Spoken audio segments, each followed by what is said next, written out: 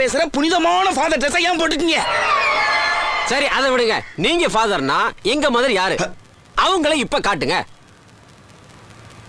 லூசு பையனையும் லுச்சா பையனையும் கூட வச்சது எவ்வளவு பெரிய தப்புன்னு எனக்கு இப்பதான்டா தெரியுது. காட்டுங்க.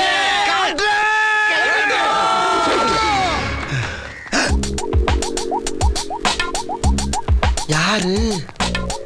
Father praise the Lord. இது வரைக்கும் எனக்கு எந்த பரிசுமே விழுகலைங்க.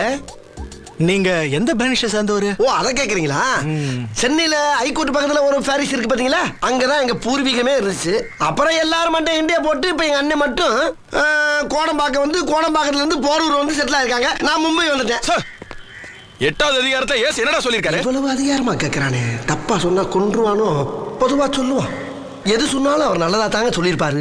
அதை போட்டு என் கிளறிக்கிட்டு இருக்கீங்க. போய் வேலை வெட்டிய பாருங்க. என்ன உலகத்துல எவன வேணாலும் மன்னிக்கலாம், ஆனா இந்த ட்ரெஸ் போட்டுக்கிட்டு ஏமாத்திரவன மன்னிக்கவே கூடாது.